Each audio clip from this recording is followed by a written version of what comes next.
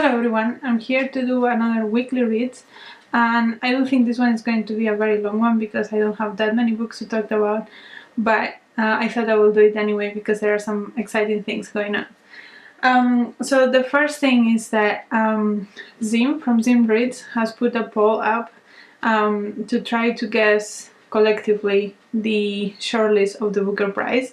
I made a short video about it, which I will link down below and in the cards. But I will encourage every one of you to go and try to guess who's going to be in the shortlist, even if you haven't read all the books. I haven't read all the books and I made my guess, so feel free to do that too.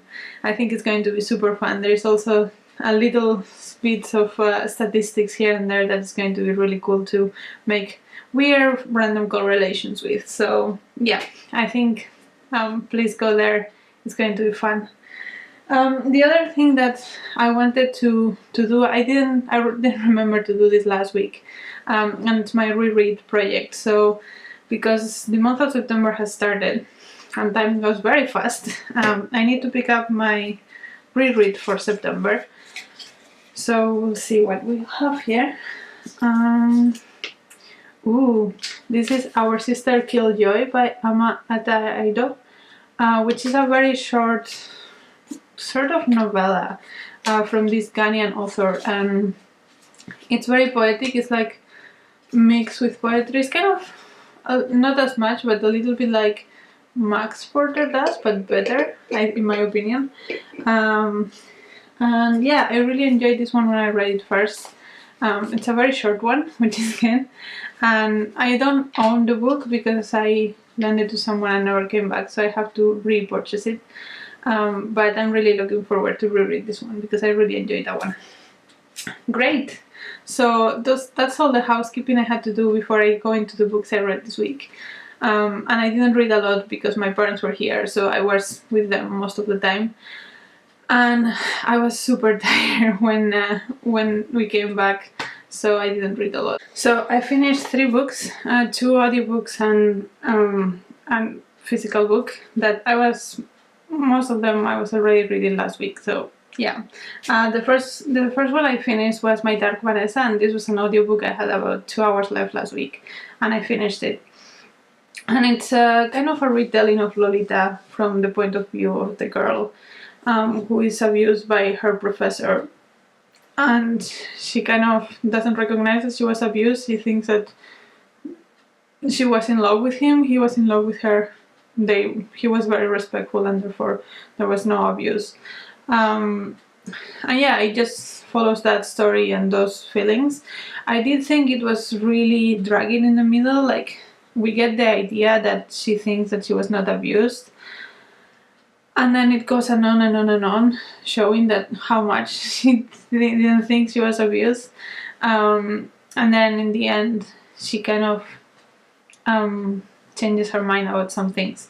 But yeah, like, I think it dragged a lot, and although I think it was an interesting way to look at it, I didn't think it was anything too special, in the sense that, I mean, the writing was fine, the characters were fine, and it was just like very repetitive and very long for what it was, in my opinion. So yeah, that one was okay for me.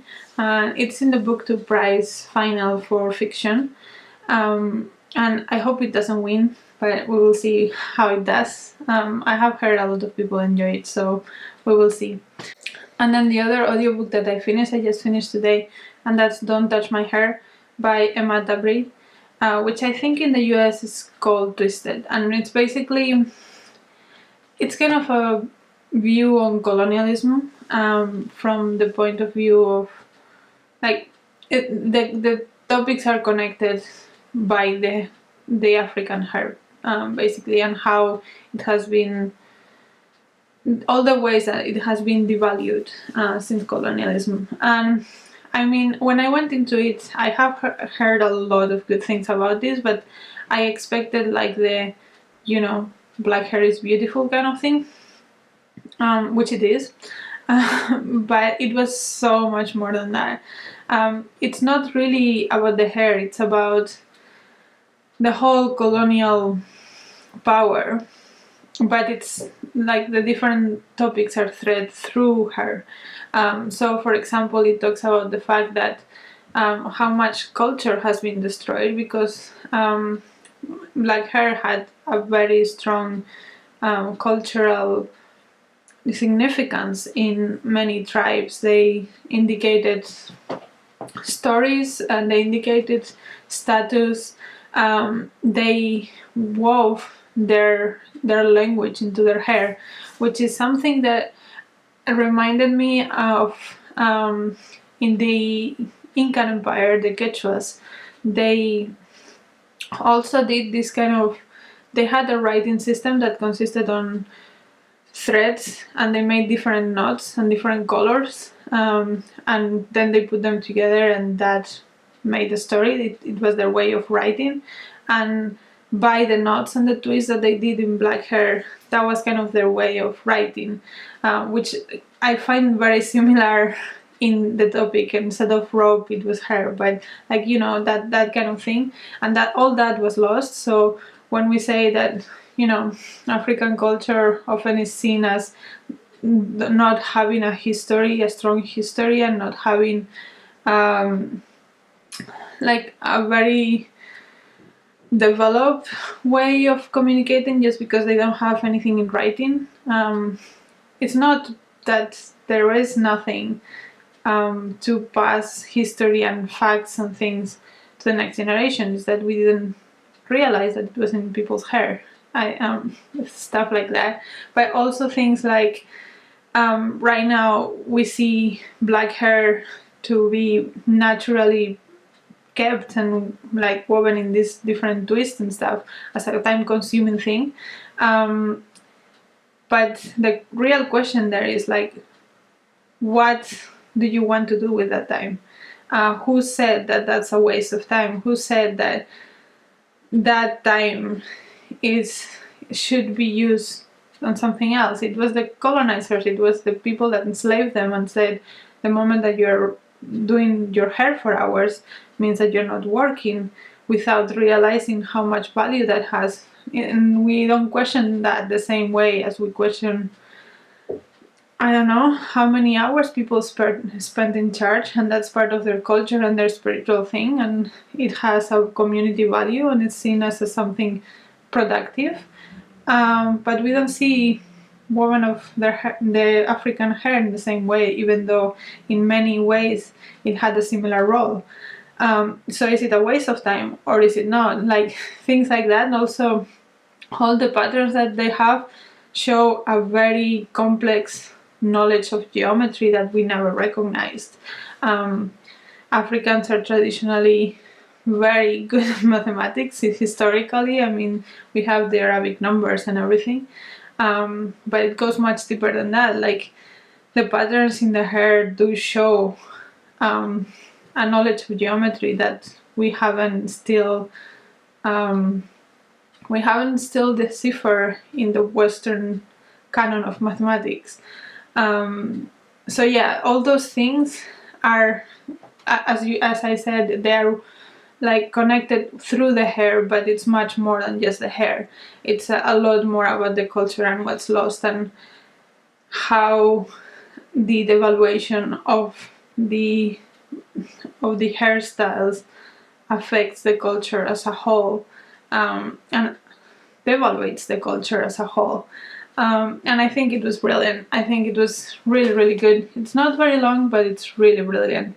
So yeah, I would recommend everyone to read this. And again, like many of these things did remind me of things that I saw when I visited Peru, and I saw what the Incan Empire had done and what has been destroyed by the Spanish conquistadores, which is particularly painful for me because that's my country, right? But yeah, it's the same in Africa. Like all the cultures and all the knowledge that was destroyed just because we didn't know how to see it. It's amazingly sad. And this book looks into that more. So yeah, that one was great and I recommend to everybody. And then the last book that I finished, I cannot really talk about because I'm judging for the Booktube Prize, and it's a non-fiction one, After the Last Border by Jessica Gordeau, which is about refugees in the US, but I cannot talk about it because I'm judging it. So just know that I finished it. Right now I'm reading 2 books. As always, A Suitable Boy by Vikram Seth. I have actually not touched this week, so I'm behind in the section that we were supposed to read. I think maybe I will try to read some today, but yeah, that's the section we were supposed to read this week that I didn't, and then next week, and then there will be the next section, which means that I will have to, if I want to catch up, I will have to read like this much this week. So we'll see if I do that. It doesn't look too bad. It's like 150 pages, so I don't know if I will be able to though, because I have other plans, but yeah, I have to catch up with this. And the other book that I'm reading, I'm super excited about and I'm enjoying so much, and it's Bewilderment by Richard Powers. This has not come out yet. It comes out in the 21st of September, I think, but it is in the long list of the Booker Prize, and I have been wanting to read for so long, so I asked for a proof copy from NetGalley, and I was recently approved. I was approved this week, and the moment they approved me, I just started reading it because I couldn't stop myself. So yeah, I'm reading that. I'm about 25% of the way through, and I'm really enjoying it. I think it's a lot more quiet and simple. Like, it doesn't try to be as epic as the other story, but it's still quite beautiful in my opinion. I'm really enjoying it, and yeah, I'll give you my thoughts later, but yeah, I'm really enjoying it. And then for next week, the thing is, so I have 4 books left from the long list of the Booker. Bewilderment is one of them, and then I have The Fortune Men, Klara and the Sun, and An Island.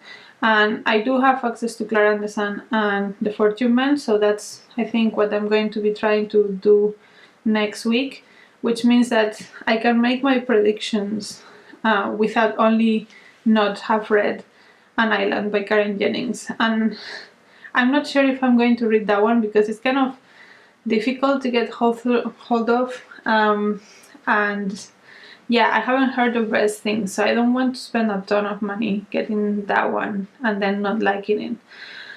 So I'm not sure if I'm going to wait for the shortlist to be announced to decide if I'm going to read that one or not. But I think still like 12 books out of 13 on the long list before the shortlist is announced is pretty good. So I think that I want to read those 3 next week, hopefully, and then I will almost be done with the long list, which is really crazy to think about. I've never thought that I was going to be able to finish the long list before the short list is announced. That would be crazy. But yeah, that's my focus. And then the other thing that I need to start at some point, although maybe not next week, but not very far after that, is Red Comet, which is another book that I have to judge for the Booktube Prize, and that is like 1,000 pages, and it's due the end of September. So I have to get hold of that and start reading that because it's gonna take me a while. It's a non-fiction. I think it's kind of heavy, not heavy, but like it's not a memoir, and it's 1,000 pages, and I have to read it in less than a month. So that one is going to be the next one in my list once I'm done with the Booker. But yeah, that's my update. I hope you like this video. Let me know if you have read any of the books I've talked about, if you are into the Booker as much as I am at the moment, and if you are going to fill in Zimm's poll, that would be great. And yeah, until next video, bye!